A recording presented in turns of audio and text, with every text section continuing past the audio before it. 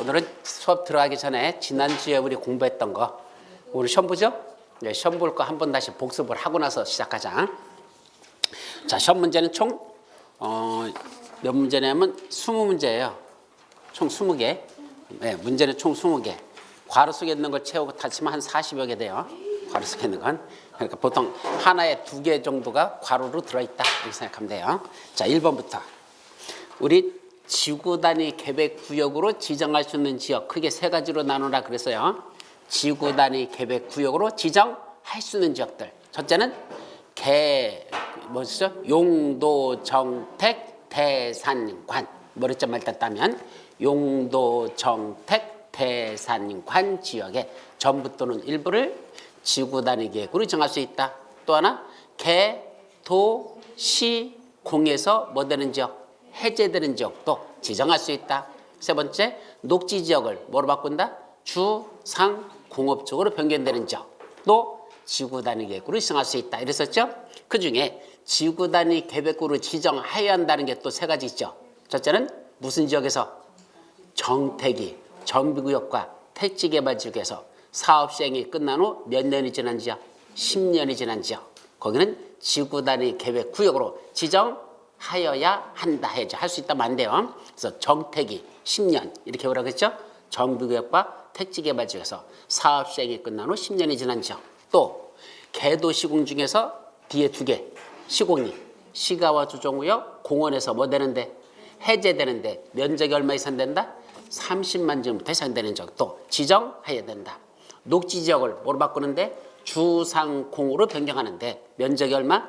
30만 제곱미터 이상 되는 지역도 지구 단위 계획 구역으로 지정하여야 한다. 이런 거 3가지 그렇게 정리하랬죠. 그게 1번하고 2번 문제입니다. 괄호는 하나, 둘, 셋, 넷, 다섯, 여섯, 일곱, 여덟 8개가 있습니다. 거기에 지금 말한 거에 8문제가 들어있는 거야. 사실은 큰 2문제 속에. 자, 그 다음에 3번째. 지구 단위 계획에 반드시 포함시키는 게 몇 가지가 있다 그랬죠?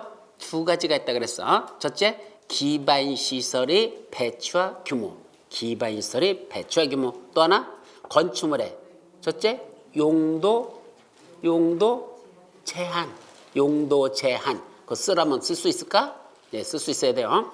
건축물의 용도 제한, 그 다음에 건폐율, 또 하나 용적률, 또 하나 높이의 최고한도 또는 최저한도에 관한 사항은 지구 단위 계획에 포함되어야 한다. 이건 지구 단위 꼭 들어가는 거야. 그 다음에 4번째, 한옥마을을 보존하라는 경우 또는 차 없는 거리를 조성하는 경우 등등 이런 지역은 뭘 할 수 있단다? 주차장 설치 기준을 완화할 수 있다. 얼마까지 완화할 수 있다? 100% 완화할 수 있다. 그랬죠? 그거. 그 다음 5번 허가 대상 개발행위에는 몇 가지가 있었죠? 6가지. 건축물의 건축, 공작물의 설치, 토지의 형질 변경, 토석의 채취, 토지 분할, 물건을 쌓는 행위. 6가지 있었죠? 그 중에 괄호가 3개가 들어있다. 어떤 걸 쓰라. 아셨죠?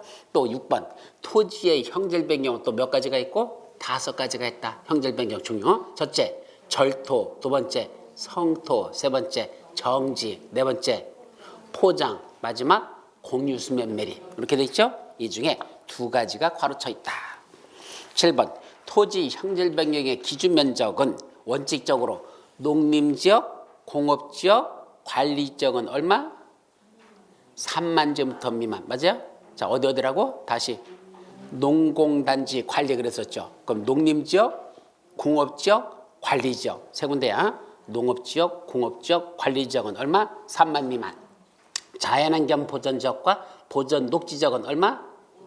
5천 제곱미터 미만. 그죠? 요건 예외들이죠. 원래는 얼마인데? 1만 미만인데 요것들만 3만 미만, 5천 미만 예외가 있다. 그죠? 그 예외를 정확하게 숙지하시기 바랍니다.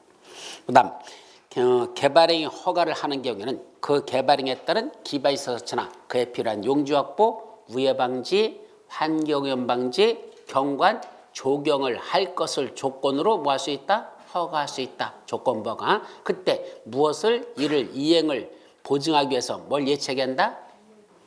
이행을 담보하기 위해서 뭘 예치한다서 이행 보증금. 이행을 담보해서 뭘 예치한다? 이행 보증금을 예치하게 할 수 있다. 이거 어디에 나오는 거야? 조건부 개발행위 허가 속에 들어있어요. 조건부에 개발행위에는 몇 가지가 있다? 5가지 조건. 기반시설을 설치나 그에 필요한 용지 확보, 우회 방지, 환경오염 방지, 경관, 조경. 머리점을 떠서 기위, 환경조. 이건 머리점을 시험 문제 내지 않았어요. 속에다 내용을 쓰라고 했으니까 5가지 외워야 돼. 그래서 기위, 환경조 하는 걸 조건으로 허가할 수 있다. 그때 뭘 예치하게 한다? 이행보증금 쓸 수 있어야 돼요. 뭘 쓰란다? 이행보증금이라는 단어를 쓸 수 있어야 된다. 그렇게 정리합니다. 자, 그 다음 9번 개발행위 허가를 뭐 할 수 있는 지역? 제한할 수 있는 지역들. 개발행위 허가에 제한할 수 있는 지역 몇 군데가 있었죠? 몇 개? 5군데. 머리점만 타서 어떻게 해오라 그랬어? 녹계 지역에서 두 번째 환경이 오염되면 세 번째 계획을 수립하여 네 번째 지구 다섯 번째 기반을 튼튼히 하자 이랬었죠? 이 5가지 중에 3가지가 가르쳐져 있습니다. 그래서 다시 한번 녹계 지역에서 환경이 오염되면 계획을 수립하여 지구 기반을 튼튼히 한다. 그래서 이 5가지 중에 3군데가 가르쳐졌으니까 그것들을 각각 써주셔야 된다. 또 10번 개발행위 허가의 제한기간은 원칙적으로 도시계획 심의를 통하여 한 차례만 몇 년 동안 제한할 수 있었죠? 원칙 3년까지 제한할 수 있어. 3년 이내. 다만 3번, 4번, 5번 사유는 도시계획 심의를 거치지 아니하고 한 차례만 몇 년까지 제한할 수 있다? 2년을 연장하여 제한할 수 있다. 그래서 원칙은 3년, 연장 제한 2년 있었죠? 3년, 2년. 그 숫자들. 또 11번 행정청이 아닌 자가 개발행위 허가를 받은 경우 행정청이 아닌 자가 개발행위 허가를 받은 경우 새로 설치한 공공시설은 누구한테 기수되고 관리청에게 무상으로 기수되고 용도가 폐지되는 종래 공공시설은 어떻게 한다 했죠? 행정청이 아닌 자가 개발행위 허가 받았어. 그럼 새로 설치한 건 당연히 관리청에게 무상으로 기수돼. 그럼 그 용도가 폐지되는 종래 공공시설은 새로 설치한 공공시설에 무엇에 상당하는 범위에서 무슨 비용? 설치 비용. 그거 쓰라고 시켰더니 못 쓸 것 같아서 답을 알려줘. 설치 비용이야.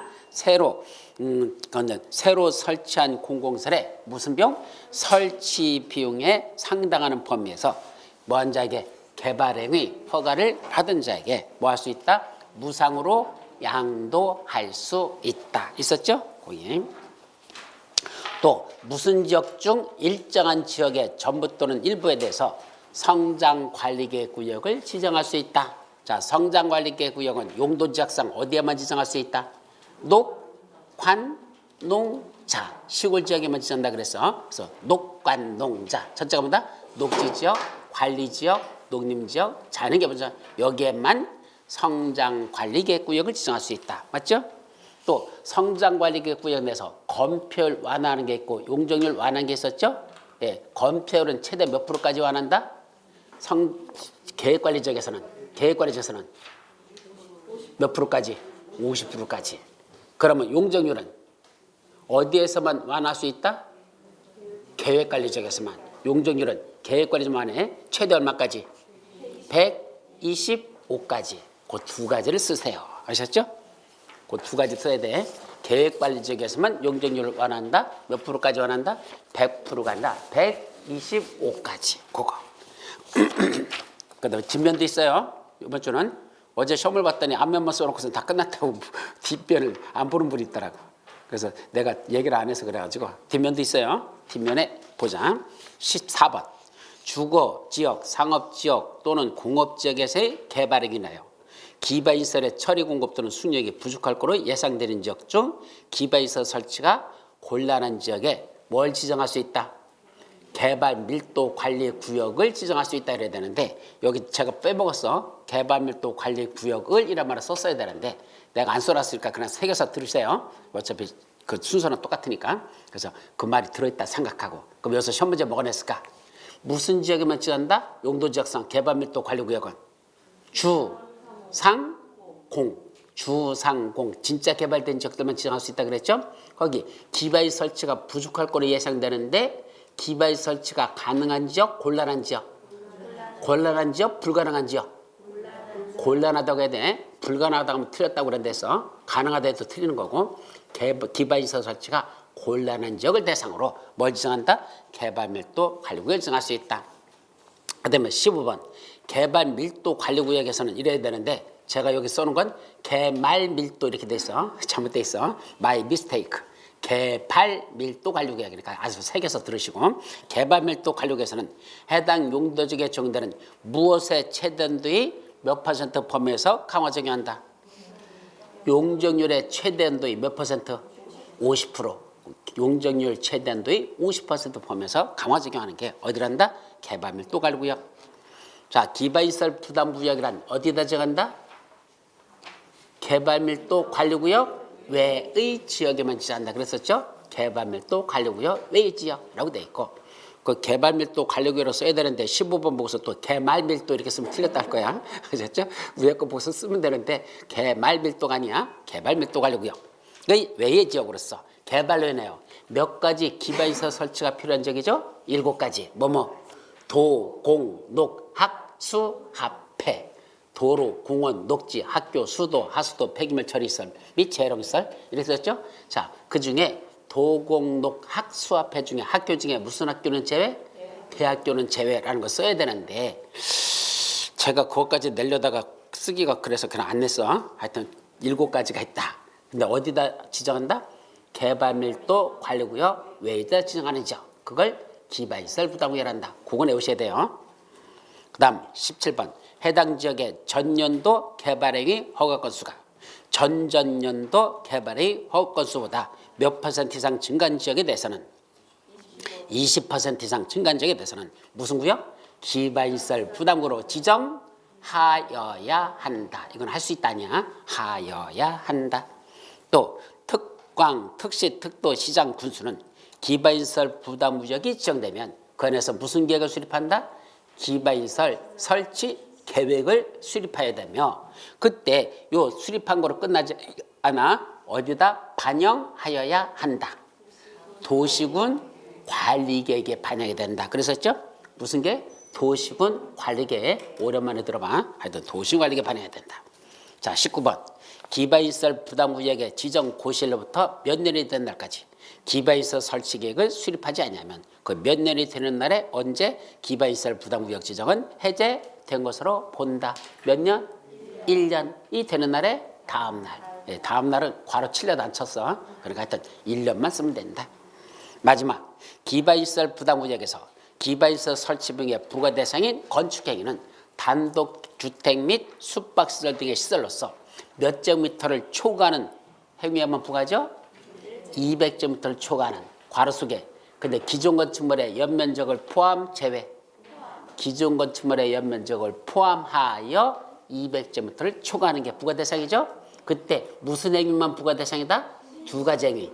신축하고 중축 행위만 부과 대상이다. 신축, 중축 쓸 줄 알아야 되고 다만 기존 건축물을 뭐하고 철거하고 뭐하는 경우 신축, 새로 짓는 경우에는 기존 건축물의 건축 무슨을 초과하는 건축 행위만 부과 대상이다. 기존에서 건축 연면적을 초과하는 행위만 부과 대상이다 라고 했었죠? 예, 그렇게 쓰는 거. 이게 전부예요. 간단하잖아. 어려워? 한숨 쉬실 겁니까? 예? 한숨 쉬는 소리가 내 가슴까지 울린다. 응? 어? 그 환경 뭐? 다시. 용도 지역의 부분 시가와 용도와 유보 전문 문제 냈잖아요. 그거는 안 하고 그거 뺏어내신 것 같아요. 아, 그거 안 됐다고? 원래 21문제였는데 20문제 내셨다는 거니까 그걸 응. 뺏어내는 그거 안 됐다고? 내 맘이지 안 돼도 되지. 아, 그 혜미 제안해서 여기 높게 지역에 이거 약자로 분명하시는 거 아니에요? 그대로 써서 그건 나도 몰라. 그냥 불러줬으니까 알았어. 그 맛이야. 이렇게 뭐 이렇게 가서 이거 이렇게 약자만 내는 거 일단 약자로 다 냈는지 아니면 문장 쓰라고 시켰는지 나도 모르니까 하여튼 그 5가지는 외워라 그랬으니까 하여튼 알아서 해보셔. 아셨지? 자, 여기까지가 이제 지난주 우리 공부했던 거 다시 한번 복습했습니다. 자꾸 여러분들 공법 뭐 하는 수밖에 없어? 복습하는 수밖에 없어. 공법은 다른 방법 없어. 반복이야. 왜? 용어부터 어려워. 작년에 공부하신 분들은 그래도 문장 쓰는데 크게 문제가 없어. 왜? 주워 들었던 용어들이니까 그냥 쓰셔. 근데 처음 하시는 분은 도대체 이게 무슨 말인지도 모르고 그냥 숙제 내니까 뭐 하는 거야? 뒤지라고 그냥 애우는 거야. 뭔지도 몰라 그냥 애우는 거야. 쓸렸더니 써줘? 안 써줘? 개발레발이야. 막 이상한 용어를 지금 만들어가서 써. 그죠? 예, 용어를 창시하고 있어요. 앉아가지고. 예, 만들어 쓰는 거야. 왜? 애우긴 애웠는데 이게 정확하게 내가 알지 않았거든. 그러니까 할 수 없이 문장을 만들어. 건축 면적을 쓰랬더니 건물 면적이라 쓰는 분도 있고 건축물 면적이라 쓰는 사람도 있고. 왜? 애우긴 애웠는데 정확하지 않은 거야. 그건 뭐다? 당연한 겁니다. 뭐 하는 수밖에 없어? 그러려니 해야 돼. 초기니까. 그러면서 한 번 돌리고 두 번째 돌릴 때면 그때는 조금 낮아. 세 번째 돌리면 조금 더 낮아지고. 이게 지금 2월달 말로 다 강의가 끝나는 게 아니잖아요. 3, 4월달에 또 하죠. 5월달에 또 하죠. 7, 8월달에 하죠. 계속 반복하기 때문에 지금 얼떨결에 뭔지도 모르면서도 애워두면은 언제 써먹는다? 다음 달에 또 써먹고 그 다음 달에 써먹고 하다 보면 이제 그 정리가 돼 나갑니다. 아셨죠? 그래서 지금은 제일 벅찰 때야. 왜? 말도 못 알아듣겠는데 무조건 애우래. 뭐 이게 도대체 이 단어가 뭔지도 몰라. 그럼 애워놓고 나면 먼저 뭐 하죠? 헷갈려버려. 이게 저기서 주워 들은 건지 여기서 주워 들은 건지 먼저 왔다 갔다 해 막. 그죠?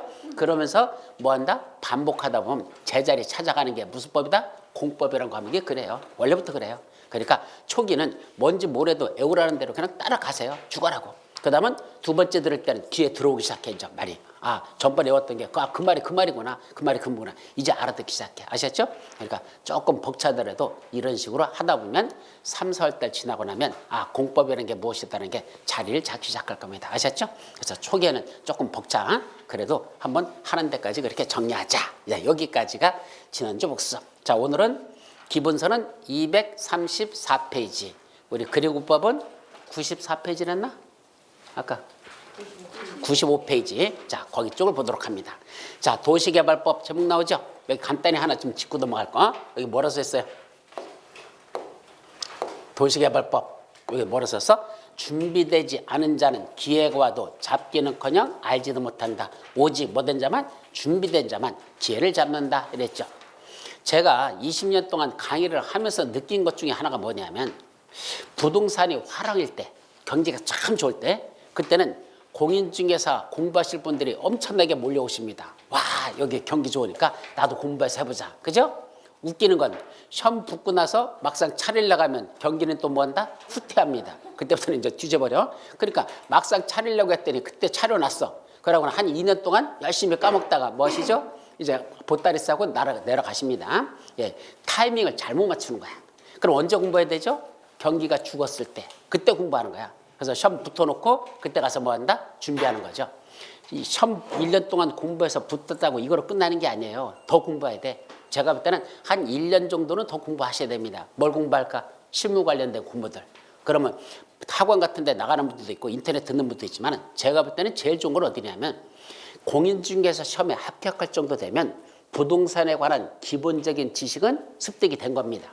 이제 부동산에 대해서 어느 정도 안다는 얘기죠. 시험 붙을 정도 돼야 사실 부동산에 대한 기부를 하는 겁니다. 그럼 그 정도 실력 때문에 뭐 할 수 있다냐? 교보문고 가십시오. 교보문고 가보면 거기 부동산 관련 코너가 있어. 그 책이 양쪽에 이쪽 벽 한쪽 벽에 이 벽 전체가 부동산이야. 저쪽 반대쪽도 부동산이고 거기 가가지고 가실 때 운동화 신고 가셔야 되고 추리닝 입고 가셔야 됩니다. 그래가지고 책을 쭉 봐. 내 마음에 드는 것들. 그래서 이렇게 제목만 보면서 내용 갔더니 보다가 아 이거 한번 괜찮겠다? 그럼 그거 꺼내가지고 일단 거기 쭈그리고 앉으면 됩니다. 책상 다리하고 앉으세요. 뭐네? 보면 돼. 거기서 책 본다고 뭐라고 할 사람 하나도 없어. 그러니까 서서 보기에는 전부 한 번 가면은 대여섯 시간 동안 가 있어야 돼요.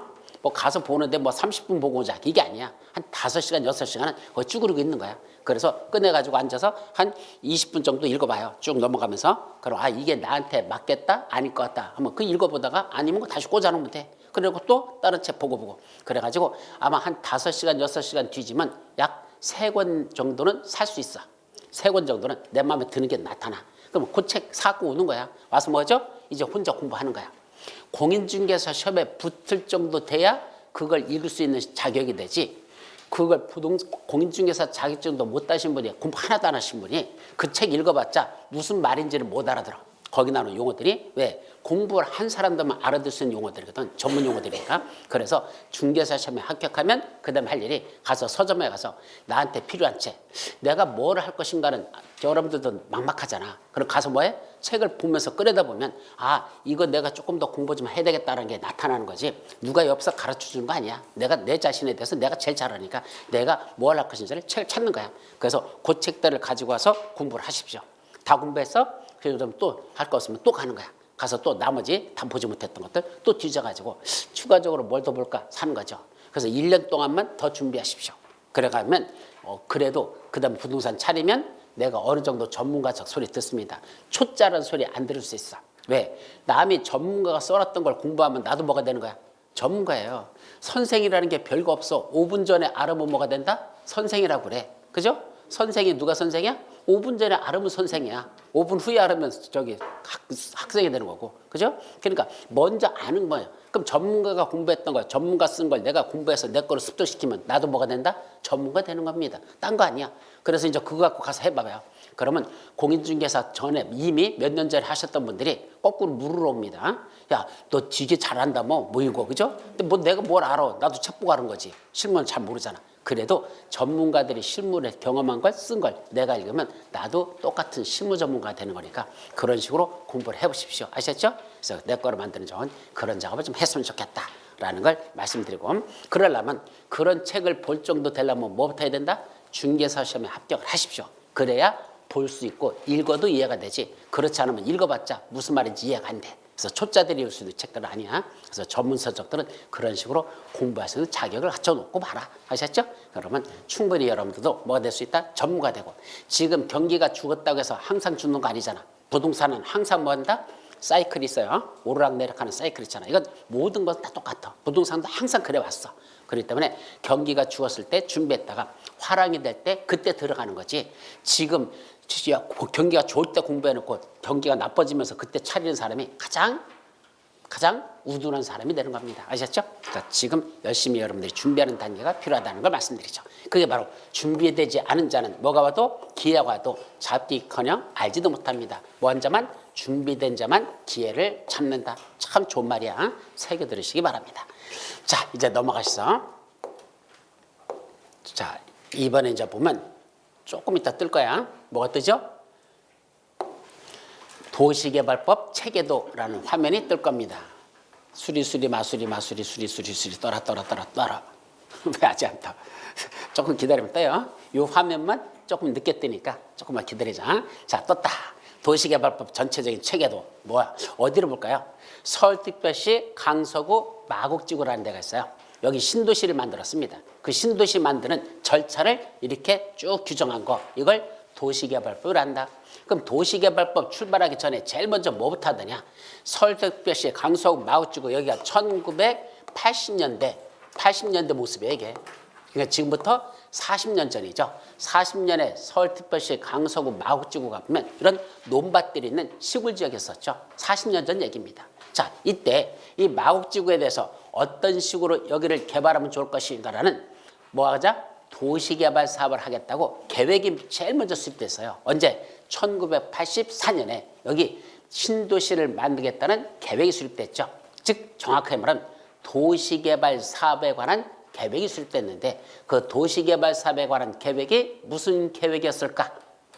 무슨 게? 그 계획 이름을 대시오. 무슨 게? 신도시를 만들겠다고 여기 계획이 수립됐었다니까. 1984년도에 용, 기, 도, 정, 지. 이게 뭐죠? 외우긴 외웠는데 어디 등을 외우는 거야? 용기도 정지. 용기도 있어야 정지할 수 있다. 뭐죠? 도시군 관리계획으로 수립하는 내용. 도시군 관리 수립하는 건 몇 가지가 있다? 5가지. 용, 기, 도, 정, 지. 다시 한번 용도지역, 용도지구, 용도구역의 지정 또는 변경에 관한 게 기반시설의 설치, 정비 또는 개량에 관한 게 도시개발 사업에 관한 게 도시개발 사업에 관한 게 바로 이거야. 네 번째 정비 사업에 관한 게 마지막 5번 지구 단위 계획 구역의 지정 또는 변경하는 계획과 지구 단위 계획. 요 5가지는 뭐로 수립한다? 도시군 관리계획으로 수립해서 한다 그랬었잖아. 그럼 여기다 무슨 사업을 시행하고 싶으면 도시개발 사업을 하고 싶으면 도시개발 사업을 하겠다고 무슨 계획부터? 도시군 관리계획부터 먼저 수립하라 이 소리입니다. 그래서 1984년도에 여기다 도시개발 사업을 하겠다고 계획이 수립됐었는데 그 계획이 무슨 계획이었다? 도시군 관리계획이 수립됐었다 이 소리입니다. 근데 그 당시는 도시군 관리계획이라고 하지 않았었어요. 왜? 40년 전이잖아. 지금 쓰는 용어하고 달라. 내용은 같은 말인데 용어는 혹시 1984년 또 뒤지는 사람 있더라고. 그래서 좀 마구 찌고 들어가서 100가지 돼봤자 도시군 관리계획이라는 계획은 안 나와요. 왜? 용어가 바뀌었기 때문에. 그래서 40년 전 용어를 외울 필요는 없잖아. 그러니까 설명 안 할 거야. 하여튼 그 당시 신도시를 만들었다는 계획이 수립됐는데 지금으로 따지면 무슨 계획이다? 도시군 관리계획이 수립됐었다 이겁니다. 그래갖고 1990년대 들어가서도 별 진전이 없었어요. 그다음 몇 년 들어가서 2000년이죠. 2000년대 들어가면서 그때부터 본격적인 도시개발 사업 시행에 들어갔던 겁니다. 그래서 지금은 거의 마무리 단계에 가 있습니다. 거기가. 자, 그렇다면 신도시를 만들자. 즉 도시개발 사업을 하자. 어디다? 마구찌구다. 그러려면 도시군 관리구로 결정한 것까지는 무슨 법을 산 거고?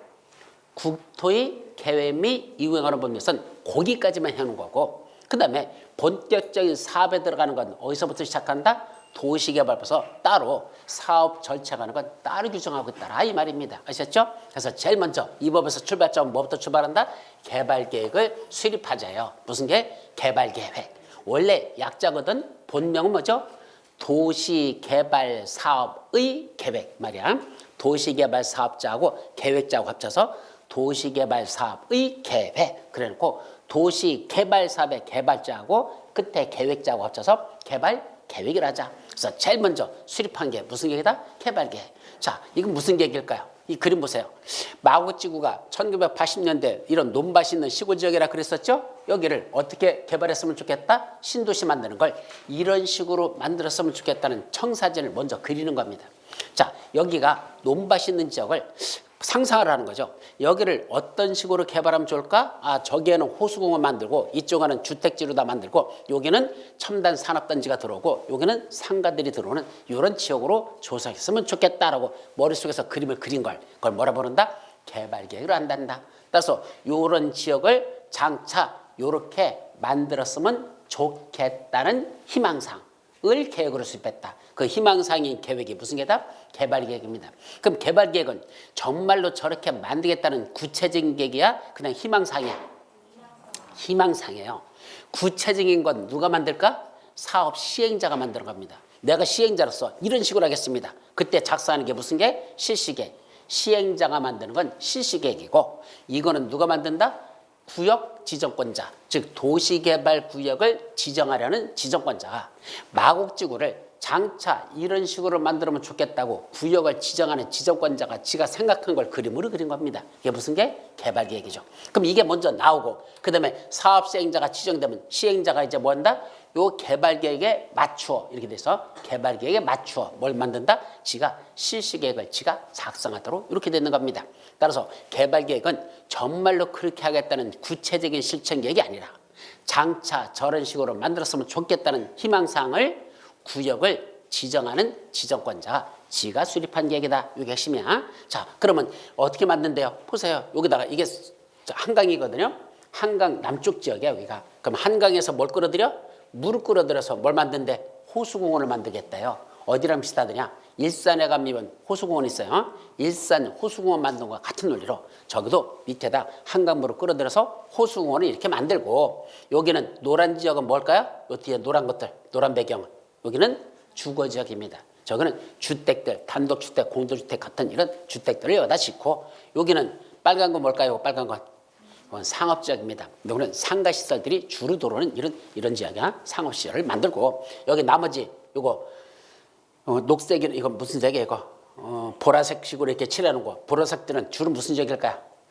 보라색 지역은 주로 아까 내가 뭐랬어? 첨단 산업단지를 만든다 했잖아. 저기 뭐죠? IT 산업이 주로 들어오는 데입니다. 주로 연구소 같은 거. 제일 많이 들어오는 게 뭔지 아십니까? LG 연구소. LG와 관련된 연구소들이 여기 되게 많이 들어와 있어요. 이 지역 쪽에. 그래서 이런 식으로 신도시를 만들었으면 좋겠다는 희망사항을 무슨 계획을 한다? 개발 계획을 수립하는 겁니다.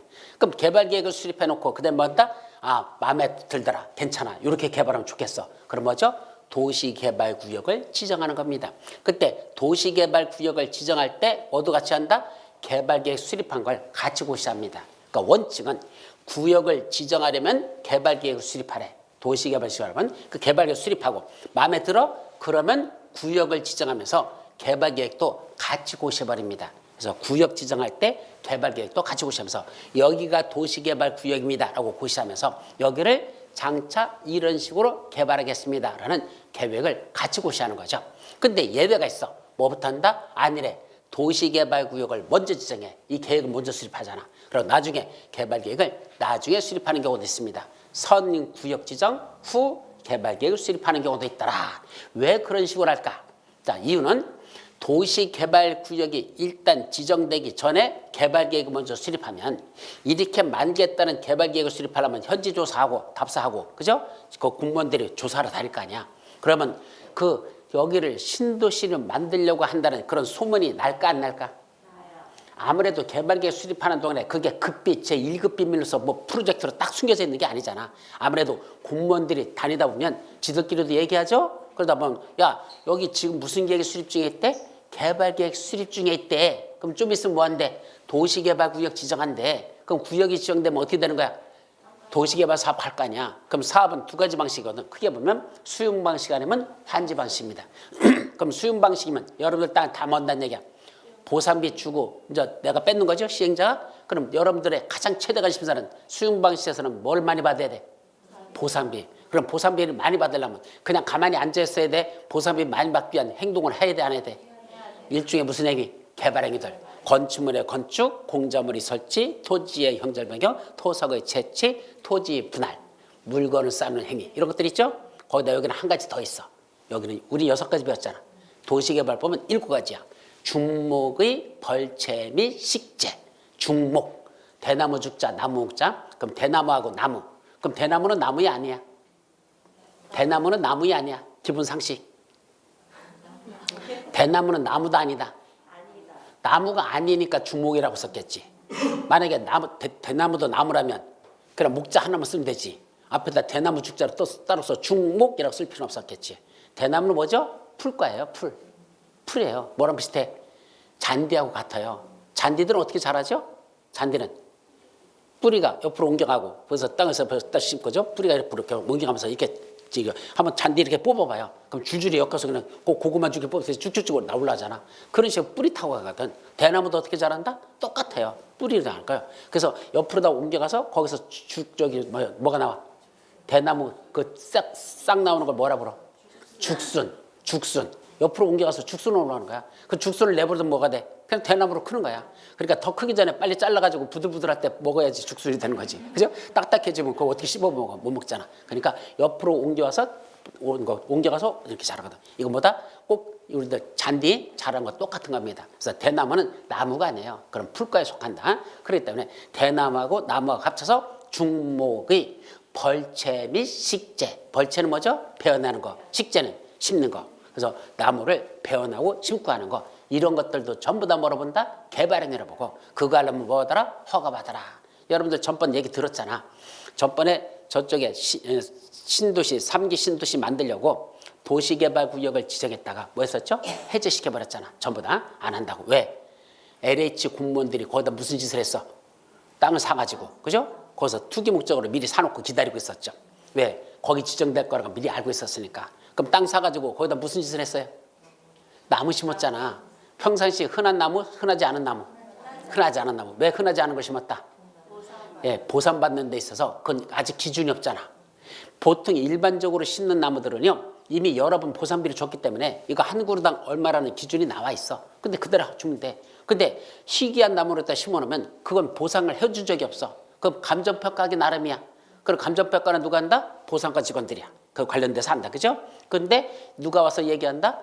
같은 동료가 와가지고 야 내가 거기다 이런 나무 심어놨거든. 내가 심어 놨어. 우리 너 잘 알지? 심어 놨으면 될 거야. 곧 내 나무거든. 그러니까 우리 이따 저녁에 뭐 하자? 술 한잔 하면 돼. 야, 가자. 그럼 되잖아. 그러면 네 거니? 알았어. 보쌈비 조금 책정한다. 왕창 책정한다. 그런 거죠. 왜? 이건 기준이 없으니까. 갑자기 감정평가하기 나름이니까. 그럼 평가 높게 해주면 그거로 돼서 몇 배 이익을 낼 수 있는 그런 짓 하려다가 걸려버렸잖아. 그래가지고 결국은 신도시장 했던 걸 해제시켜버리고 말았는데 어쨌든 그 땅을 가진 사람들이 그냥 있는다? 보상비 받기 위한 개발행위를 한다 안 한다? 많이 받으려고 개발을 한다는 얘기야. 그럼 환지 방식일 때도 그 짓 할까? 예, 합니다. 왜요? 환지 방식에서는 종전의 토지의 권리가액이라는 게 있어. 권리가액이란 종전의 토지의 값어치를 평가한 겁니다. 그게 얼마짜리인지. 그래서 평가가 높게 나올수록 뭘 줍니다? 환지도 좋은 땅을 줍니다. 평가가 높게 나와야 환지도 높은 땅을 받을 수 있다는 얘기죠. 평가가 낮게 나오면 낮은 땅을 받게 되는 거. 그러니까 수용 방식에서는 보상비를 많이 받으려고, 환지 방식에서는 좋은 땅을 받으려고 사람들이 종전의 토지를 그냥 둔다? 개발행위에 들어간다. 개발행위 들어가는 거죠. 막아야 돼? 안 막아야 돼? 그걸 막겠다는 얘기입니다. 그럼 막으려면 뭐부터 한다? 도시개발구역을 먼저 지정합니다. 개발계획을 먼저 수립하는 게 아니라 그냥 구역부터 꽝 지정해버립니다. 여기 도시개발구역이야 라고 딱 지정해 놓죠. 그러면 어떻게 된다? 그 다음부터 이 안에서 하는 행위는 다 허가받아라. 그렇게 만들었어. 아까 7가지 있었죠? 건축물의 건축부터 중목의 벌점 식재까지 7가지 개발행위 하려면 도시개발구역에서 뭐 받아라? 허가받아라는 얘기입니다. 근데 웃기는 건 도시개발구역이 지정 고시된 이후부터 허가받는 게 아니고 훨씬 더 앞에부터 허가받아요. 언제부터 왔더냐? 원래 도시개발구역 지정하는 절차가 좀 이따 나오는데 눈에 뭐가 들어갔다.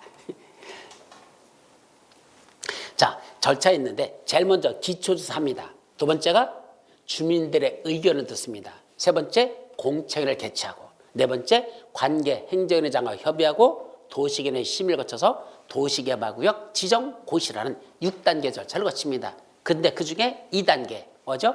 주민들의 의견 청취를 하는데 어떤 식으로 듣더냐? 자, 원칙은 2 이상의 일간신문과 인터넷 홈페이지에다가 공고하고 14일 이상 일반인들에게 공람시킵니다. 자, 그때 일간신문과 인터넷 홈페이지에다 뭐 한다? 공고한다고 했잖아. 뭐 하기 위해서? 주민들의 의견을 들으려고. 어떻게 공고할까? 자, 주민 여러분, 여기를 뭐로 지정하려고 한다? 도시개발구역으로 지정하려고 하는데 주민 여러분 어떻게 생각하십니까? 고귀한 의견 좀 제시해 주시기 바랍니다. 라고 주민들의 의견을 듣기 위해서 공고를 냅니다. 그럼 공고를 내면 주민들이 그 공고를 볼까 안 볼까? 보죠? 그동안은 뭐 했었죠? 긴가민가 했어. 야, 여기 뭐 도시개발구역 여기다 지정하려고 한다는데 너 얘기 들어봤냐? 그랬더니 옆에 있는 사람이 뭐죠? 나도 듣긴 들었는데 정확하게는 아직 모르겠어. 이러고 있다가 뭐 하는 순간 주민들의 의견을 청취한 공고를 내면 공식적으로 사람들에게 알리는 거죠. 자, 이제는 여기다 도시개발구역을 지정하려고 합니다. 라는 걸 알리는 거잖아. 그럼 사람들이 그제서야 그 공고문을 보고서 뭐죠? 야, 진짜네? 여기 도시개발구역 지정하려고 해서 도시개발 사업 하려고 하네. 이제 눈치챘죠? 그러면 고귀한 의견을 제시하러 올까요? 안 올까요? 안 옵니다. 왜 안 오죠? 의견 제시하러 갈 시간이 어디 있습니까? 빨리 내 땅의 값어치를 뭐하러 가야 돼? 높이러 가야지. 무슨 의견 제시가 어디 있어? 이거 땅 내 값어치 높여야지. 나중에 수용 방식에서 보상이 많이 받고 환지 방식에서 좋은 땅을 받을 건데, 그죠? 가만히 있으면 빙신이고 그렇게 해서 갑니다. 가서 뭐 할까? 나대지로 있는 것보다, 우리 학개론 시간에 그런다고 돼? 나대지가 건축물이 있는 것보다 땅 값어치가 높다 이렇게 말하더라고. 맞아요? 꼭 그런 것만은 아니야. 그건 정말로 왜 그런 논리가 나오는지 모르겠는데 실무에서는 전혀 그렇지 않아요. 실제로 땅이 활용이 되고 있는 거예요. 활용도로 보는 거거든. 감정평가할 때. 그럼 이 땅의 값어치가 활용도가 높으냐 낮으냐는 건 어떤 거로 쓰고 있느냐에 따라 달라지거든. 그럼 뭐 하고 있어요? 아무것도 없는 황무지야. 그냥 나대지야. 물론 건물 지키는 편하고 좋죠. 없으니까 바로 건물 짓으니까. 그렇다고 그 값어치가 더 높을까? 아니야. 보상비 책정할 때는 무슨 방식에서? 수용할 때 보상비 책정할 때는 그렇지 않아요. 감정평가할 때는 뭐가 나타나는 얘기야? 오히려 건물을 짓고선 쓰고 있는 땅이 효용도가 높은 거지 아무것도 아직 쓰지 않고 있는 땅은 효용도가 없는 거잖아. 아무것도 효용이 없잖아. 그죠? 그러니까 그건 값어치가 높게 평가 나오지 않습니다. 그럼 가만히 있어야 돼? 건물에도 지어야 돼? 지어놓고 뭐 하는 척 해야 돼? 활용하고 있는 척 해야 되죠. 그래서 어느 지역인가 개발된다 그러면 거기 가보세요. 갑자기 건설의 메아리 소리가 울려 퍼집니다. 근데 영구 건축물을 지을까? 가설 건축물을 지을까? 대부분이 가설 건축물. 철근 콘크리트로 다 짓는 게 아니고 샌드위치 판넬 있죠? 그거로 이틀이면 한 채 올라가는 거. 이틀이면 다죠. 뭐 어떨 때는 하루 만에도 지을 수 있어. 그냥 갖다가 조립식으로 해서 뚝딱뚝딱 해가지고 올려놓는 거죠. 옆에도 뚝딱뚝 쳐서 놓고. 그럼 뭐죠? 사람이 살고 있는 척 거기다 주민등록도 이전 신고해놓고 살고 있는 척하고 있는 겁니다. 언제까지만?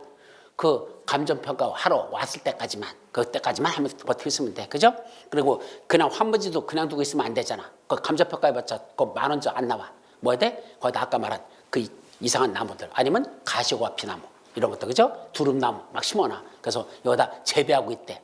그러면 그냥 황무지보다는 그런 걸 재배하고 있는 땅이 값어치가 더 높게 나오거든요. 그러니까 중목의 벌채, 식재 이런 거 한다 안 한다? 한다는 얘기입니다. 그거 막아야 돼, 안 막아야 돼? 막으려고 언제부터 주민들의 의견을 청취한 공고만 나면 그 안에서 개발행위 하는 자들은 뭐 받아라? 허가받아라. 이렇게 만들어놨어요. 즉 도시개발구역이 지정고시 된 이후부터 개발행위 하는 것만 허가받는 게 아니라 훨씬 더 이전. 언제? 기초조사 끝나고 주민들의 의견을 청취한 공고만 나도 그 이후부터 개발행위 것들은 전부 다 뭐 받아라? 허가받아라. 그래야지 사람들이 막 집으로 막 가가지고 이제 개발행위 하려고 했더니 뭐래? 허가받아라. 이제 이렇게 떨어지는 거야. 못하게 그 막자. 왜? 투기화되는 걸 막으려고 그렇게 법에다 만들어놨다. 그래서 문제는 구역을 먼저 지정하기 위한 단계에 들어가면 이제 개발이 함부로 못하죠. 그래놓고 시간제 계획을 가지고 개발 계획을 나중에 수립하는 경우도 있다. 그래서 선 구역부터 지정해놓고 나중에 개발 계획을 수립하는 그런 사유가 좀 이따 다음 시간에 남아 6가지 사유가 있다. 그 정도만 정리합니다. 자, 이제 구역도 지정하고 그 개발 계획도 수립했으니까 뭐죠? 사업 시행에 들어가야 되겠죠. 그럼 제일 먼저 뭐부터 정한다? 누가 사업을 시행하지? 항상 뭐부터 나온다? 주체. 바로 시행자부터 봅니다. 근데 다른 법은 사업 시행자라고 했는데, 그죠? 국도법에서는 사업 시행자를 불렀어. 여기는 사업 시행자라고 하지 않고 그냥 시행자 이렇게 말해. 사업자를 빼버렸어. 왜 그랬는지 모르겠어. 그냥 쓰려면 다 쓰지. 굳이 사업자 빼고 그냥 시행자라고 해서 똑같은 소리야. 어쨌든 누가 할 것인지 사업 시행자를 지정하자. 시행자를 먼저 지정합니다. 그럼 지정받은 시행자, 사업 시행자로서 이런 식으로 사업을 하겠습니다라는 구체적인 실천 계획을 수립합니다. 그때 시행자가 작성하는 구체적인 실천 계획을 뭐라 부른다? 실시계획. 여기도 실시계획이야. 어디서 나왔었죠? 실시계획 나왔었는데 앞에서. 무슨 사업? 아저씨, 이 추운 날씨에 무슨 사업? 무슨 사업? 도시군 계획 시설 사업을 시행하시라고. 고생이 많았죠? 벌써 그 사이에 또 다 날라갔어. 다시 한번 도시군 계획 시설 사업 시행. 도로 만들고 공원 조성하고 학교 짓는 무슨 시설? 기반시설 설치와 관련된 사업. 무슨 사업? 도시군 계획 시설 사업. 그때도 사업 시행자가 정해지면 시행자가 무슨 계획 작성한다? 실시계획 작성해서 인가받고 고시한다. 실시계획 작성, 인가, 고시. 지난주 시험 봤어 안 봤어? 그 실시계획 괄호 속에 썼었죠? 실시계획 작성, 인가, 고시라는 게 도시군 계획 시설 사업에도 있었죠. 어디에도 마찬가지야. 도시개발 사업에서도 사업 시행자가 지정받으면 시행자가 할 일 실시계획을 작성해서 인가받고 고시한다. 똑같아. 그럼 실시계획대로 뭐 하면 돼? 사업 시행에 들어가면 되는 거야. 그런데 감리 업무를 수행하는 게 나오는데 공사감리는 보지 않습니다. 책에 쓰지도 않았습니다. 왜? 원래 보충면에 있어. 시험 문제 한 번도 난 적이 없어. 감리는 또 내서도 안 되는 내용이야. 왜죠? 공인중개사가 감리 업무를 수행합니까? 감리는 감리 업무 수행하는 자들이 알아서 하면 되는 거지. 공인중개사가 그것까지 할 건 아니잖아. 우리는 뭐만 하면 돼? 이 개발된 이 땅이 과연 팔으면 얼마나 값어치가 있을까 없을까, 그죠? 그래서 중개를 잘해가지고 우리가 돈 되느냐 안 되느냐 따지면 되는 거지. 감리 업무를 수행한다 안 한다는 건 우리하고는 관계가 없는 겁니다. 내서는 안 되는 내용이죠. 그래서 감리를 빼고 사업 시행 방식으로 들어갑니다. 그랬더니 사업을 시행하는 방식은 크게 몇 가지가 있다? 2가지. 수용 또는 사용 방식, 환지 방식 2가지가 있습니다. 그럼 수용 사용 방식에서는 간단해요. 보상비 주고 사들인 거라 그랬잖아. 그럼 제일 먼저 보상비를 주려면 뭐로 준다? 현금으로 줘야 되겠죠. 그죠? 그럼 수용권자들이 정해지면 수용권자가 원래는 보상비 현금입니다. 근데 항상 현금으로 줄까? 아니겠어. 예외가 있어. 어떤 경우? 토지 소유자가 여기서 몇 년 살았어? 40년 동안 이 지역에서만 살아왔어. 자, 뭐 준대? 보상비 줄 때니까 너 여기 떠나 그럽니다. 갈 데 있어 없어? 없어. 여기만 살았는데. 그래서 이 사람이 시행자한테 뭘 원하더냐? 저는요 현금으로 보상비 주지 마시고 나중에 여기 개발이 끝나고 나면 조성되는 토지 또는 건축물이 있을 거 아닙니까? 차라리 저한테는 보상비를 현금으로 주는 게 아니라 나중에 조성되는 토지나 건축물로 주면 안 될까요? 라고 원하면 그렇잖아도 나도 보상비 주는데 돈이 좀 부족해. 왜 그렇죠? 원래는 얼마 정도 보상비 나갈 건지 그 보상비를 예측을 합니다. 그래서 예측한 금액을 뭐 한다? 은행 같은 데 가서 그걸 일단 대출로 먼저 받는 거예요. 사업시행자. 그래서 대출 받아가지고 그 돈 갖고 보상비 주고 그 다음에 나중에 분양하게 되면 분양대금 들어오죠? 그 돈 갖고 대출금 갚으면 되는 거거든. 근데 그 보상비를 주려고 재원을 마련할 때 평당 10만 원씩 주면 여기 보상이 다 끝날 줄 알았어. 그래서 평당 10만 원씩 해서 총 1,000억이라는 돈이 있으면 보상이 완료될 거라 예상하고 은행에서 1,000억을 일단 차입을 했었는데 막상 보상에 들어가 보니까 10만 원 갖고는 안 되는 거야. 주변에도 땅값들이 올라가지고 여기도 한 20만 원씩 들어간다고 가져와요. 그럼 평당 20만 원이면 이제 1,000억 갖고는 안 되죠? 얼마가 있어야 돼?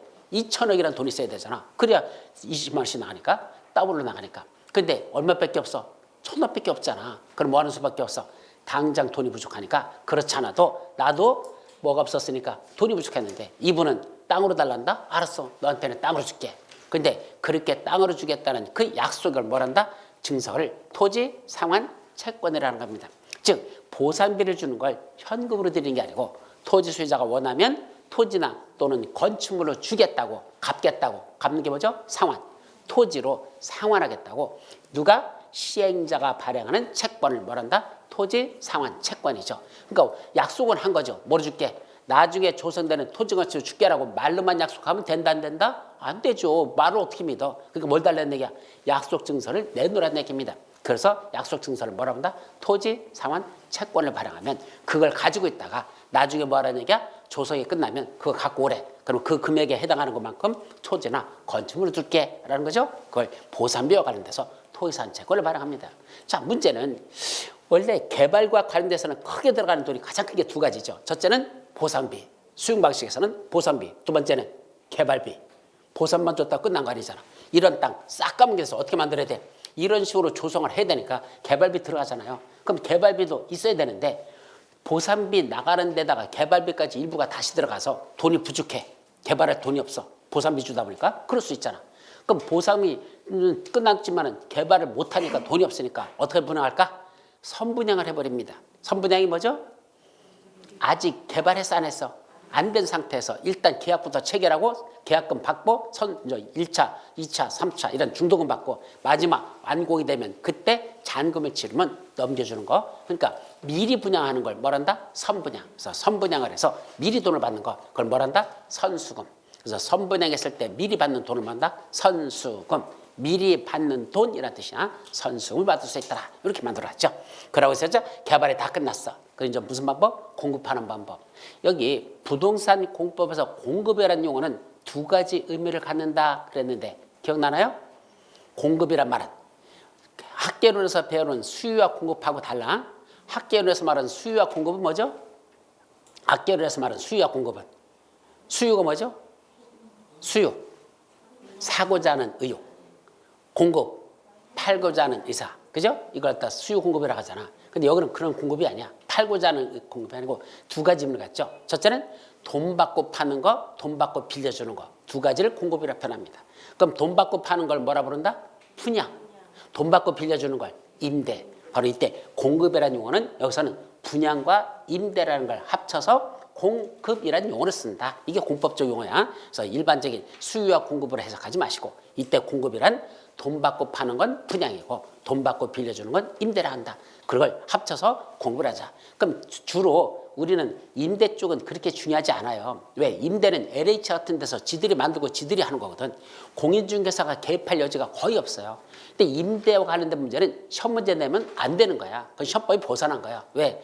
공인중개사가 관여도 안 하는 일을 왜 시험 문제라고 내느냐고. 우리는 뭐만 관여한다? 분양하는 거. 그래서 분양을 우리가 대신 분양을 해주고 그죠? 수수료를 받잖아요. 그런 거 하는 건 우리가 하지만 임대하는 건 LH에서 직접 하지 여러분들이 거기 관여할 일은 없다는 얘기입니다. 그러니까 거기는 시험 문제 내서 안 되는데 가끔 또라이 출제위원회 들어가서 임대와 관련된 문제들 가끔 내요. 진짜 그건 개념이 없는 인간이 들어간 거야. 우리가 공인중개사 시험이라는 걸 망각하고 그걸 몰각하고 들어가가지고 되지도 않는 시험 문제 내면서 그런 싸가지 없는 주제들이 있는데 어쨌든 우리는 분양 쪽의 핵심이지 임대 쪽은 우리하고 직접적 관여는 없다는 걸 이해하시고 이때 그럼 분양하는 방법에는 몇 가지가 있을까? 원래 세 가지가 있어요. 첫째는 경쟁입찰. 경쟁입찰이 뭐죠? 조성이 끝났어. 근데 이 조성된 땅에 있어서 사고 싶은 사람들 와 그럽니다. 근데 여기 사거리 모퉁이 있는 땅이야. 좋을까? 나쁠까? 사거리 모퉁이 있는 땅. 좋은 거죠? 자, 그럼 좋은 땅이잖아. 그럼 이 땅을 살 사람 와 그랬더니 10명이 왔어. 뭐죠? 써내 그럽니다. 뭐 써요? 가격 쓰라는 얘기죠. 물론 경쟁입찰할 때는 최저입찰가라는 게 있어. 경쟁입찰할 때는 최저입찰가. 그게 뭐죠? 감정평가에서 이건 얼마짜리로서 값어치가 있다는 걸 그걸 최저입찰가의 가격으로 책정하는 겁니다. 그래갖고 그 가격 이상을 써내면 써낸 사람한테 당첨시켜서 그럼 최고가 응찰자를 낙찰절하겠다는 얘기죠. 그랬더니 가격이 너무 높아. 사람들이 응찰할까 안 할까? 안 해버렸어. 그럼 1차 뭐 된 거야?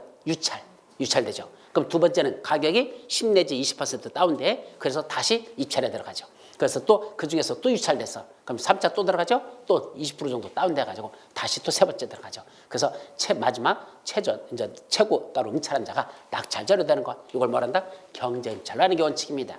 자, 여기서 한 가지 조심할 거. 도시개발 사업은 건축공사가 아니라 무슨 공사다? 토목공사라는 걸 조심하시기 바랍니다. 건축공사가 아니에요. 다시 말하면 건물을 지어주는 게 아니고 대지를 주성하는 게 원래 도시개발 사업이라는 걸 잊지 마시기 바랍니다. 원칙이 그렇다는 얘기야. 물론 건축까지 지어주는 경우도 있어. 근데 그건 극히 예외고 원칙은 대지만 주성하는 겁니다. 그럼 어떻게 대지를 주성하는 거죠? 자, 여기를 싹 까무겨가지고 여기다 뭐죠? 일단 도로를 만들어야 되잖아. 그죠? 그 다음에 전기시설, 가스시설, 통신시설, 지역난방시설, 상하수도시설을 주로 보통은 요새 만드는 건 다 지하에다 만들어. 전봇대 같은 거 이렇게 위에다 보통 설치 안 해요. 다 땅속에 공동구 같은 거 있죠. 그런 걸 만들어서 땅속으로 다 매설하는 원칙으로 하죠.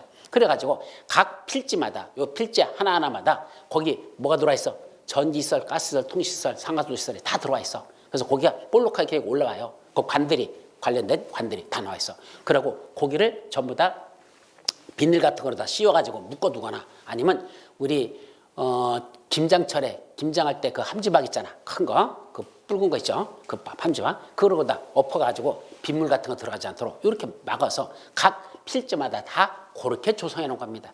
여기까지를 뭐란다? 도시개발 사업이라고 하는 게 그게 원칙입니다. 그러니까 여기까지를 무슨 공사를 한다? 토목공사라고 하는 겁니다. 그래서 우리 대학교도 가보면 공과대학에 보면 건축학과만 있어요? 아니야. 또 하나 있잖아. 무슨 과?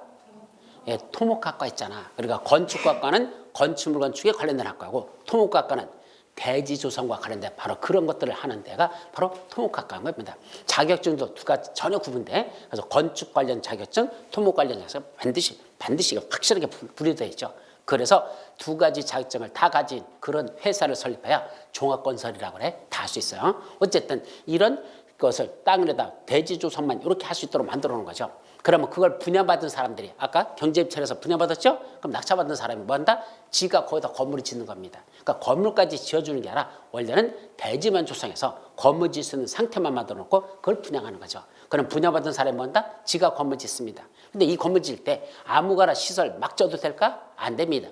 원래 도시개발사에서는 각 필지별로 정해져 있어. 여기는 이런 업종, 여기는 이런 업종, 여기는 이런 업종만 들어온다. 아예 정해졌어. 그래서 총 이러이러한 업종만 들어와야 되지 네 멋대로 아무거나 들어와서는 안 돼. 처음부터 그렇게 정해. 왜? 도시개발이라는 건 다양한 업종이 들어와야 되지 만약 여기를 봤더니 뭐가 제일 잘 될 것 같아? 식당이 최고 끝내줄 것 같아. 근데 건물 지었더니 처음부터 다 식당만 다 져놨어. 나중에 아기가 아파가지고 소아과 가려고 했더니 소아과 의원이 없대. 식당만 돼 있대. 뭐 식당 가서 애기한테 뭐 믿긴다고 난 나냐? 그거 아니잖아. 병원 가야 되잖아.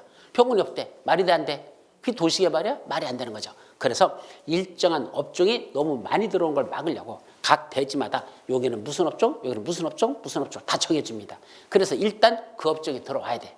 근데 업종이 장사가 안 되거나 그러잖아? 뭐 할 수밖에 없어. 흔히 우리가 업종 전환이라고 실무에서 말하고 우리 법에서는 건축물의 용도 변경.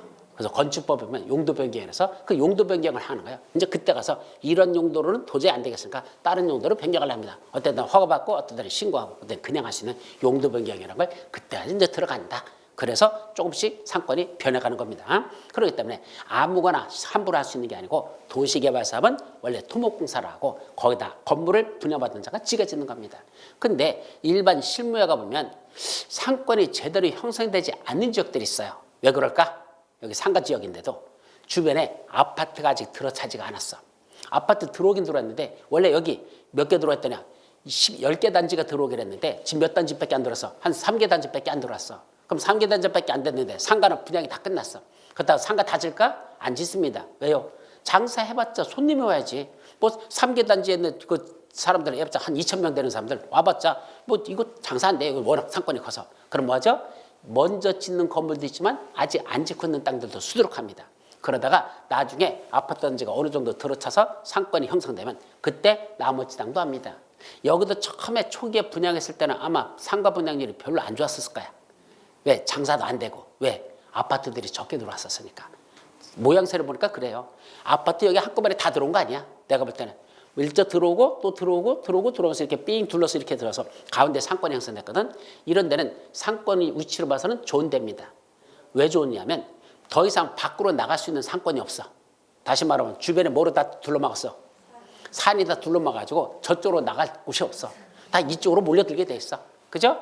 그리고 아파트 단지가 위에 있고 상가가 밑에 쪽에 있죠? 이런 데가 좋은 상가야. 상가 분석이라는 걸 나중에 여러분들이 별도로 공부하시면, 그래서 상가 쪽에 관심 있는 분들은 아까 내가 말했듯이 저기 교보문고 하죠? 거기 가가지고 그 상가 관련된 책들이 여러 가지 있어. 그럼 거기 읽어봐. 그러면 상권 분석할 때 그 분석하는 방법이 있어요. 그 중에 아파트 단지가 위에 있고 밑에가 상가가 있단다. 그럼 이렇게 물이 몰려드는 데잖아. 물이 몰려 내려가죠? 그 장소가 상권으로서는 제일 좋은 장소입니다. 여기도 상가로서 나쁜 지역은 절대 아니야. 근데 제가 볼 때는 조금 많아. 상가가. 이쪽 주변에 보면 너무 많이 만들었어.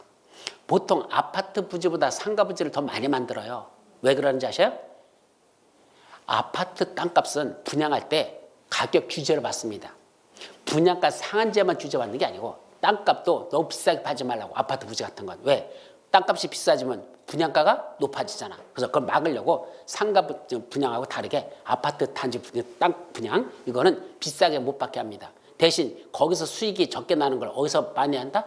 상가 분양 부지에서 거기서 돈 내게 합니다. 그러니까 아파트 부지는 평당 1,000만 원에 팔으라고 했으면 상가 부지는 2천만 원, 3천만 원에 팔아도 괜찮은 거야. 이건 규제를 안 해. 그러니까 여기서 이익 못 나는 걸 상가 부지에서 이익 내래. 그러면 이 개발하는 자 입장에서는 아파트 부지를 많이 개발해야 돼? 상가 부지를 많이 개발해야 돼? 네, 그 지랄에서 상가가 많아지는 거야. 사실은 일정한 상가가 어느 정도 넘어서면 안 되거든. 근데 제가 볼 때 요새 신도시 만든 것도 보면 거기가 일정 규모 상권이 형성될 수 있는 규모보다는 조금 더 크게 만드는 것 같아. 그 지랄고 거기서 비싸게 분양하자고 그만큼 수익을 더 챙기려고. 사실은 지들도 알아. 이 정도 개발하면 아파트 다 들어차도 여기 상권 형성되기에는 인구 대비 이 개발이라는 게 있잖아. 상권이 있어야 되는데 너무 크다 싶으면 이거 안 되는 거 알아 지들도. 그지라면서도 일부러 비싸게 받아 처먹으려고 그런 상가 분양을 더 많이 하는 경우가 있더라 이거야. 근데 여기도 생각보다는 조금 많은 편이야. 내가 볼 때는 전체적 면적을 본다면. 그런데 어쨌든 여기는 밖으로 나갈 수 있는 상권이 없다는 거. 바로 옆으로 연결되는 게 없어. 왜? 산으로 다 막고 있어서. 그러니까 여기만 삥 돌려가지고 딱 상권이 형성됐다. 그럴 때는 위치적으로는 괜찮은데 상가가 조금 많은 편이다 라는 생각은 지울 수 없어요. 어디하고 비교하냐면 3분이라고 있어요. 신도시 만든 3분도 마찬가지야. 거기도 이렇게 상권이 형성이 이렇게 되어 있어 밖으로 나갈 데가 없어. 뒤에 수리산이라는 산이 가로막고 있어서 그쪽으로 못 넘어가. 앞쪽은 철도가 있어가지고 다시 저쪽 평촌 쪽으로 넘어가기도 거기도 잘 안 돼. 처음에 강의할 때 평촌이 생각이 안 나가지고 신도시, 1기 신도시 5개 뗐는데 평촌란 말이 생각 안 나가지고 허부적거린 적이 있었을 거야. 그때 1기 신도시가 몇 군데 있어요? 5군데 있어. 어디? 분당, 일산, 중동, 평촌, 삼본 이렇게 5개는. 근데 이놈의 평촌이 생각이 안 나서 그때 말 못했었는데 하여튼 삼본하고 평촌하고는 경계선을 같이 하고 있어요. 뭐 바로 1번 철도, 국도 있잖아. 그 국도 철도가 가로막고 이쪽은 삼본, 이쪽은 평촌이야. 그러니까 상권이 철도 같은 게 가로막고 있으면 상권이 분리돼 버려요. 이쪽은 이쪽에 저쪽은 저쪽에 그렇게 돼. 물론 가운데 넘어가는 고가도로가 있거나 지하도가 있긴 있지만은 그건 멀리 돌아서 가야 되잖아. 그러니까 바로바로 갈 수 있는 길이 없잖아. 그러니까 보통은 철도가 가로막고 있다. 별로 이쪽으로는 개발이 더 이상 이쪽으로는 안 되고 서로 양쪽을 가로막는 게 이 철도라는 거야. 그래서 철도를 뭐 시킨다? 지화시키려고 하는 이유가. 그러면 양쪽의 상권이 합쳐지면서 시너지 효과가 있는데 철도가 가로막으면 분리돼 버립니다. 그러니까 그런 것도 다 나중에 나중에 실무 관련된 책자를 공부하다 보면 거기서 그런 게 나와요. 어쨌든 거기는 3번하고 비교하면 상본에 있는 상권보다도 여기 훨씬 더 넓어. 그래서 제가 볼 때는 조금 너무 많다라는 생각 지울 수 없어. 그러니까 그런 걸 여러분들이 분석할 수 있어야 돼. 그래서 현장 가서 조사해보고 여기 어떻게 들어차는지 지역을 보고 나서 상가들이 요 정도만 들어온다면 요 수익이 나겠다 안 나겠다 판단할 수 있어. 그래서 그런 것들을 쭉 사전에 미리 알아야 되는데 어쨌든 땅을 분양받은 자가 건물을 짓는 걸 초기에 안 짓는 사람들도 많아. 왜냐면 지금 줘봤자 아직 아파트 단지 들어차지도 않았는데 괜히 공실로 다 남겨두고 있거나 아니면 차렸다가 그죠? 버티는데 한 2년 버티다 뭐죠? 보통은 사람들이 사업을 할 때 버틸 수 있는 자금 능력이 2년이라고 그래. 2년 동안은 버틸 수 있대. 그럼 2년 지나잖아? 더 이상 끌어모을 돈도 없고 어디서 대출받을 수도 없고 친구한테 빌릴 수도 없고 그대로 뭐 한다죠? 문 닫습니다. 그래서 상권이 형성되는 게 조금 늦은 지역 같으면 처음에 분양받는 거 아니랍니다. 뭐 한대? 기다리래. 몇 년만? 3년만. 그래서 3년 후에 기다리면 뭐가 나온다? 금매가 나와. 금매가 뭐 하는 거죠? 이제 버티다 이제 못 버틴 사람이 이제 딱 내놓는 거야. 그러면 그때 뭐가 받는다? 마피가 붙죠. 마피가 뭐야? 마이너스 프리미엄. 그러니까 원래 분양가보다도 더 낮은 마피가 붙어요. 그럼 마피가 나오면 그때 가서 그거 줍는 거야. 그거 줍는다고 그러죠. 그때는 그거 줍는 거지. 처음부터 분양받을 필요 없대. 그래서 상가 같은 건 여기 상권이 너무 형성되기가 시간이 오래 걸릴 것 같다. 그럴 때는 처음에 분양받는 게 아니고 기다렸다가 3년 지나서 분양받아라 라는 그런 것도 있어요. 하여튼 나중에 여러분들이 공부하다 보면 그런 것들도 공부할 수 있어. 그럼 다 그런 지식을 넣어두란 얘기야. 그럼 나중에 뭐 한다? 나중에 그 고객이 왔을 때 그런 거 다 설명하는 거예요. 여기 지역을 봤더니 지금 아파트가 들어차는 속도하고 여기 상권 형성되는 거 봤을 때 아직 시간이 오래 걸릴 거니까 아직은 여기는 분양받거나 임대할 필요는 없을 것 같습니다. 조금 더 기다리는 게 낫지 않을까요? 라고 그런 걸 설명할 줄 아는 그런 사람이 돼야 뭐가 된다? 전문가 소리 듣지. 그냥 무조건 팔아먹으려고 뭐죠? 들어오세요. 괜찮습니다. 그래서 그 사람 망하는 거 보면 지도 좋으냐? 수수료 받아 처먹고 그거 갖고 배부르냐? 그거 아니잖아. 그 사람도 살려야 되고 나도 살려야 되는 이게 제일 잘하는 거니까 그런 건 여러분들이 나중에 좀 공부 따로 하시라. 아셨죠? 어쨌든 뭐부터 했다? 이제 여기 사업 시행 방식으로서 수용 방식에서 선수금 받고 공급하는 방법은 첫째 뭐가 있다고 그랬어요? 경제 입찰. 두 번째는 뭐도 있다? 추첨. 추첨 뭐 하는 거죠? 사전에 가격을 정해. 여기 분양가 얼마. 경제 입찰은 상한선이 없잖아. 제일 높게 쓴 사람이 낙찰자잖아. 근데 추첨은 그게 아니야. 가격을 정해줘. 평당 얼마. 그래 놓고 사고 싶은 사람 오래. 단 조건이 있어. 이 땅은 이러한 목적으로만 사야 돼. 딱 4가지 목적이야. 다른 건 안 돼. 이런 목적으로 쓸 사람 와. 이런 목적으로 쓸 사람 와. 이렇게 사전에 정해줘. 그거 이외에 다른 개발하는 건 인정하지 않고 그렇게 할 사람만 오세요. 그래 놓고 가격을 미리 정해놓고 그걸 뭐 한다? 추첨해서 당첨된 자에게 네가 그럼 그렇게 개발해 라고 주는 겁니다. 단 조건이 4가지밖에 없어. 요거 이외에는 추첨의 방법을 안 합니다. 그래서 4가지는 지금 외울 건 아니고 나중에 외우도록 하죠. 또 마지막 있다? 수익계약. 수익계약은 뭐죠? 가격을 흥정하는 거죠. 자, 이 친구한테 너한테 줄게. 자, 우리 일로 와. 완성 안 넣어줘. 자, 근데 얼마에 주면 좋을까? 나 대략 이 정도 가격이면 괜찮은 것 같아. 어떻게 생각해? 너무 비싸? 그럼 조금 깎아줄게. 이좀 되겠니? 아, 그것도 비싸? 좀 또 깎아줄게. 됐어? 그러자. 도장 찍어. 그 뭐죠? 수익계약. 서로 가격을 흥정해서 정하는 걸 수익계약을 한다. 그럼 수익계약은 가장 문제점이 뭘까? 자칫 잘못하면 특혜가 될 수 있어. 그죠? 너에게만 줄게 해놓고 싸게 줄게. 대신 싸게 주는 만큼 너는 나한테 뭐 줘야 돼? 뒷돈 내놔. 그런 경우도 있어. 왜? 어차피 이건 공공재거든. 공공재를 파는 사람 입장에서는 싸게 주면서 대신 네가 싸게 받은 만큼 이익이 났잖아. 이익금의 일부는 나한테 뒷돈으로 다시 줘. 그래서 지덕간에 뒷거래가 이루어질 수 있어. 이런 게 무슨 계약? 수익계약에서 일어날 수 있는 문제점이다. 그래서 수익계약은 함부로 하지 못하고 딱 정해져 있어. 이럴 때만 수익계약할 수 있다고 법에서 규정하고 있습니다. 자, 이런 공급 방법도 있더라. 그래서 가격은 원칙 무슨 가격? 감적 가격입니다. 아까 경제 입찰 붙일 때 최저 입찰가가 있다 그랬죠? 최저 입찰가라는 건 감적 가격으로 정한 거죠. 근데 일정한 시설은 너무 비싸게 받으면 안 되는 것들이 있어. 그때는 감적 가격 이하로 공급할 수 있다. 조금 더 싸게 주는 것들도 몇 가지 시설이 있더라. 이런 건 무슨 방식? 쉬운 방식. 이제 무슨 방식? 환지 방식. 그래서 환지 방식에 관한 건 이따 마지막 시간에 환지와 관련된 내용은 조금 더 설명을 해야 돼. 지금 설명하기는 시간이 되게 오래 걸려요. 조금 복잡해. 수용 방식하고 전혀 차원이 달라. 수용 방식은 어차피 보상비 주고 사업 시행자가 그 땅을 사들여서 지가 개발해서 사람들에게 분양하는 거, 이건 수용 방식인데, 환지 방식은 그게 아니잖아. 종전했던 소유자 여러분들에게 여기 잠깐만 나가 계세요. 싹 까먹여서 개발해서 다시 개발된 새로운 땅으로 너한테 줄게 이거잖아. 그럼 제일 문제점이 뭐더냐? 종전의 땅을 가지고 있던 사람에게 새로운 땅을 주겠다는 계획이 나오잖아. 그럼 이 계획을 보면 마음에 들어 할까? 별로 마음에 안 들을까? 마음에 들겠죠? 새로 만들어 주겠다면, 자, 새로 개발해. 자, 당신 말이야. 개발 끝나면 요 새로 땅 여기다 이렇게 만들어 줄게. 당신은 개발된 새로운 땅 이거 줄게. 그럼 자기 땅 준다는 걸 먼저 볼까? 옆에 있는 친구 땅을 먼저 볼까? 네, 옆에 있는 친구 땅을 먼저 봅니다. 내 땅이 먼저가 아니야. 저 친구는 뭐 준대? 이렇게 봤어. 그다음에 내 땅 어떤 거 준대? 이거 준대. 내 땅이 더 좋아 보여? 저 땅이 더 좋아 보여? 왜 저 친구는 저렇게 좋은 땅 주고 나는 왜 이렇게 현찮은 땅 주지? 이게 누구다? 인간의 심리라는 얘기입니다. 반대로 이 친구도 마찬가지야. 그죠? 똑같이 지 땅 먼저 볼까? 아니야. 옆에 있는 땅 먼저 봐. 그거 봤더니 마음에 들을까? 아직 모르겠어. 내 땅을 봤어. 내 땅이 마음에 안 드는 거야. 항상 남의 떡은 커 보이고 내 떡은 작아 보이는 게 사람 심리야. 그러다 보니까 환지로 새로운 땅을 맞춰준다는 게 그게 쉬운 얘기가 아니라는 얘기입니다.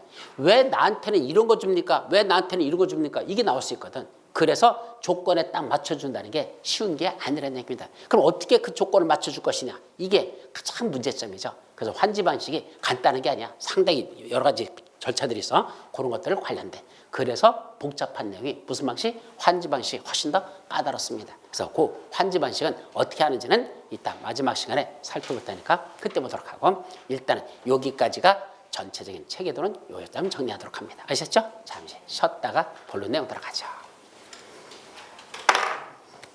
답안지 안 찾아